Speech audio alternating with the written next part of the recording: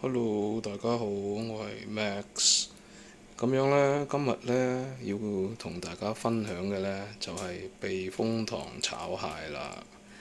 咁樣今日我哋用嘅呢啲呢，就係叫麵包蟹啦。咁樣佢呢就肉比較多啲啦，比較襟食啲咯。唔好食我啦，唔好食我啦。那麼首先呢，我們要把這個蟹給處理一下，把它給斬開。哇，掀開咗幾鬼肥，幾多膏啊呢隻！咁樣呢，呢一啲膏呢，就愛嚟蒸蛋啦，等陣間。咁然之後呢，個蟹呢，就拆咗佢，然之後愛嚟避風塘炒啦。好，咁樣我哋而家呢，將呢啲膏就裝起身先，然之後將隻蟹斬件啦。OK，而家個蟹殼嗰啲膏已經攞晒出嚟。咁樣呢個蟹殼就等陣間裝飾用啦。咁樣呢隻蟹呢，兩邊嘅腮呢，就要清咗佢。等陣間個字呢個嘴呢，就要剪咗佢唔要嘅。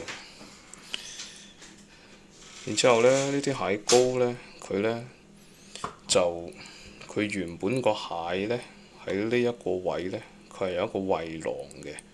咁樣呢一啲水呢，其實呢，好多係佢胃囊入邊嗰啲消化液嚟嘅。咁所以呢啲水呢，就盡量呢，就倒咗佢唔要嘅。OK，咁樣而家呢啲蟹呢，就斬好件啦。咁樣個身呢，就係一邊一開四，就斬成咁樣，大概2cm 到嘅厚度啦。咁然之後呢，呢一啲呢，手手腳腳呢，就盡量斬到佢即係每個關節為一嚿咯。咁樣然之後呢，佢啲殼啊呢啲呢，就要拍碎佢咯。咁因為如果你唔拍碎佢嘅話呢，咁等陣間呢就會個味道就冇咁入味啦。而且即係話食嗰陣時又冇咁方便咯。咁所以就要拍碎佢啦。咁跟住落嚟呢，我哋呢就要加啲生粉落去，即係話等佢上粉。上完粉之後呢，咁樣呢，我哋就要攞去過一過油。咁樣因為屋企呢就冇可能有咁多油嘅，咁所以呢，我哋就用一個半煎炸嘅方式去處理佢。等陣間好，咁我哋而家呢就上粉先。咁樣粉嘅多少呢，就睇下你隻蟹嘅大細而定咯。咁樣盡量呢，就係可以令到佢呢啲肉位呢都包住有粉，咁就 OK 㗎啦。咁樣就如果即係話屋企唔想用咁多生粉嘅話呢，咁樣呢就淨係包住呢一個露出嚟嘅呢啲肉嘅位就 OK 㗎啦。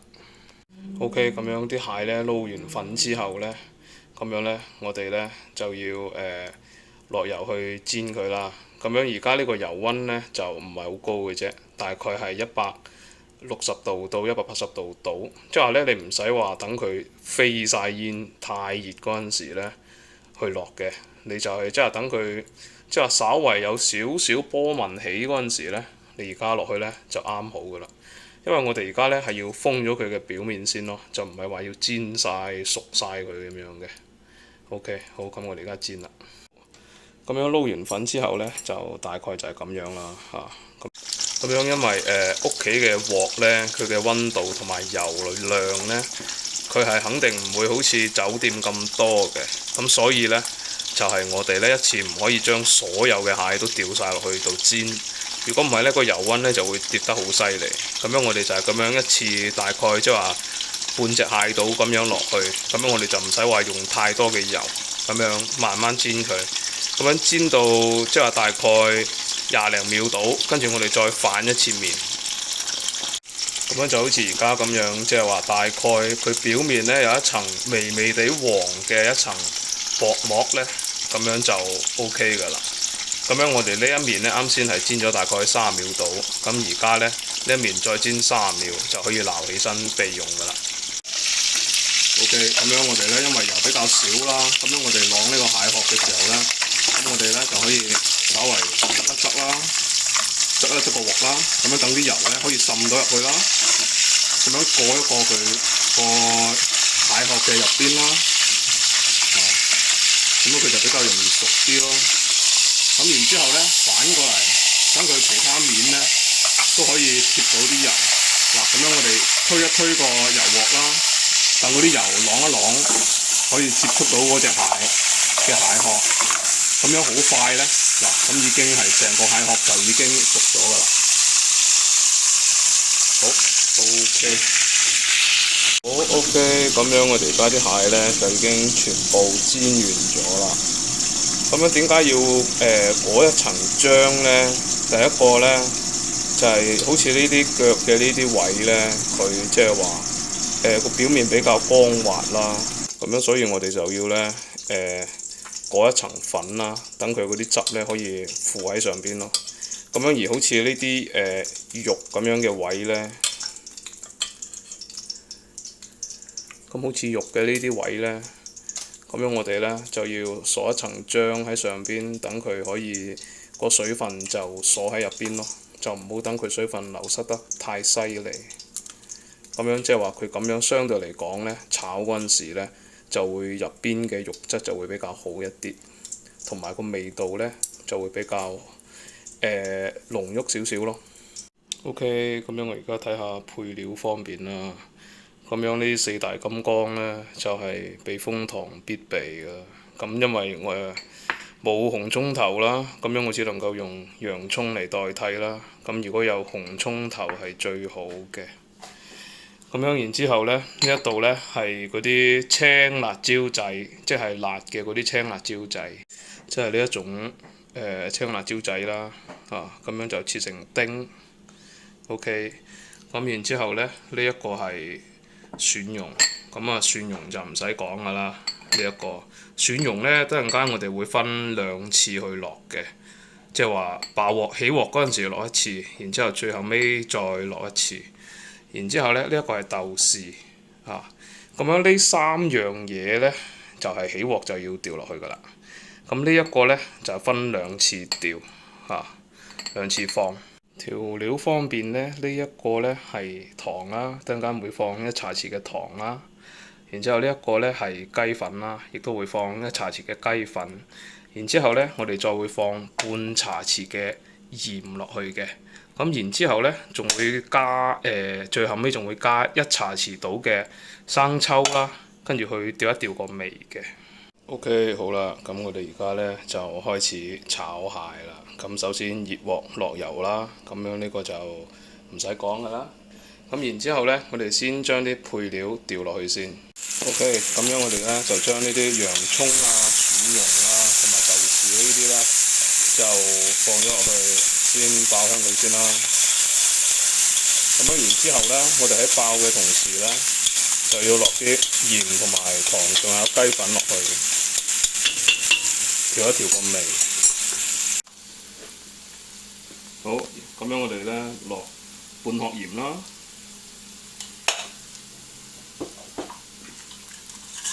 一殼糖啦，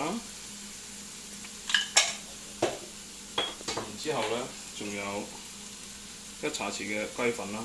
好 ，OK。然之後呢，落完之後呢，就兜一兜勻佢啦。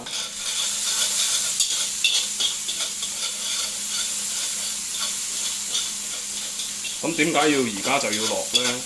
就係因為等陣間再落嘅話呢，佢個味道呢就好容易呢就唔均勻嘅。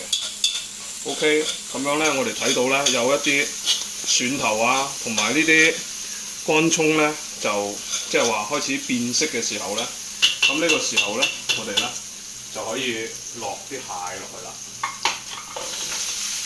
咁就係啱先炸好嘅嗰啲蟹啦。好，咁落完之後呢，就兜勻佢啦。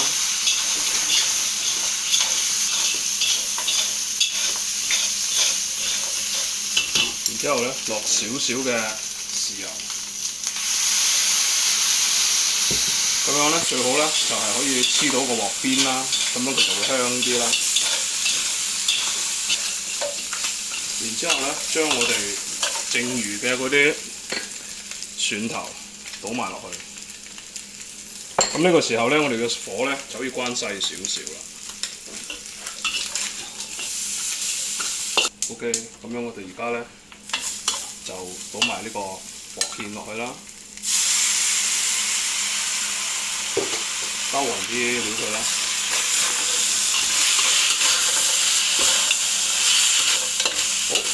好 OK，咁樣我嘅呢個避風塘炒蟹呢，就搞掂啦。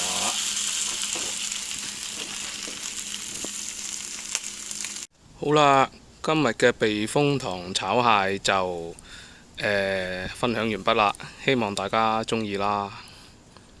好嘅，我哋下次再見，拜拜。